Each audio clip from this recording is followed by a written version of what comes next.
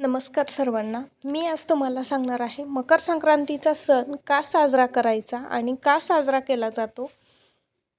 आपला भारत देश हा शेतीप्रधान आहे. भारताच्या विविध राज्यात आजही मोठ्या प्रमाणावर शेती केली जाते. आपले बहुतांश सण हे शेतीशी संबंधित आहेत. मकर संक्रांत माहिती आणि आपण सण का साजरे करतो हे आपण सर्वांना समजून सांगणे गरजेचे आहे. शेतातून हाती आलेले भरपूर पीक शेतकरी आणि त्यांच्या कुटुंबातील लोकांना आनंद देणारा नसेल तरच नवल. त्यामुळे हा आनंद सणाच्या रूपात भारतभर साजरा केला जातो. कधी हा आनंद रब्बी हंगामात आलेल्या पिकांसाठी साजरा केला जातो, तर कधी खरीप पीक हाती आल्याचा आनंद कोजागिरी आणि दिवाळीच्या दिवसात व्यक्त केला जातो. सारांश: आपले सण आणि उत्सव हे हार्वेस्ट फेस्टिवल्स म्हणजे शेतीशी संबंधित आहेत. हे आधुनिक यंत्रयुगात आपण विसरतोच. मकर संक्रांत हा भारतातील पौष महिन्यातील असाच एक शेती संबंधित सण आहे. त्यामुळेच या दिवसांमध्ये शेतात आणि मळ्यामध्ये आलेल्या धान्यांचे वाण एकमेकांना स्त्रिया देतात. हरभरे, ऊस, बोरे, गव्हाची ओंबी, तीळ, गोष्टी, सूगडाल भरून त्या देवीला अर्पण करतात. या संदर्भात मुलांना मकर संक्रांती इन्फॉर्मेशन इन मराठी स्वरूपात संक्रांतीच्या प्रथाचा आणि महत्त्वाचा परिचय करून देणे महत्त्वाचे ठरते.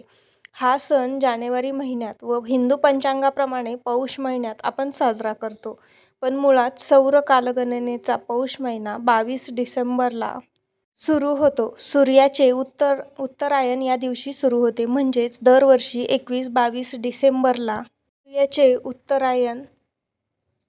सूर्याची किरणे पृथ्वीच्या 23.5 दक्षिण या अंशावर लंब रूपात पडतात आणि त्या दिवसापासून सूर्याचे उत्तरायण सुरू होते.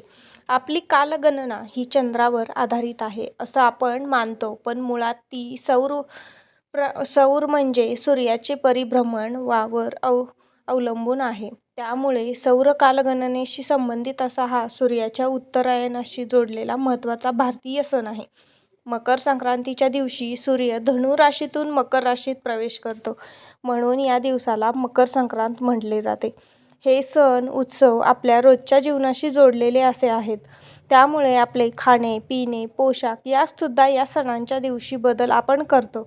संक्रांत येते हिवाळ्यात, त्यावेळी हवामान थंड असतं, त्यामुळे आपल्या शरीराचं तापमान गरम राहील असे उष्ण गुणधर्मांचे पदार्थ आपण करून खातो.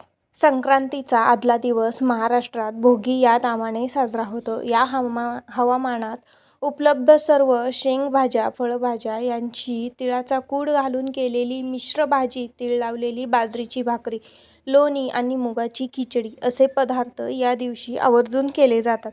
संक्रांतीच्या दिवशी गुळाची पोळी आणि तिळगुळाचे विशेष महत्त्व असते. तिळगुळ हे उष्णता देणारे पदार्थ आहेत, त्यामुळे हिवाळ्यात जेवणात त्यांचा समावेश आवर्जून केला जातो. या दिवसात फळं आणि भाज्या ताज्या आणि रसरशीत असतात, त्याच वापरून आपण भोगीची भाजी करतो. संक्रांतीला मुद्दाम काळ्या रंगाचे कपडे घालतो, कारण काळा रंग सूर्याची उष्णता शोषून घेतो आणि आपल्याला उबदार वाटते.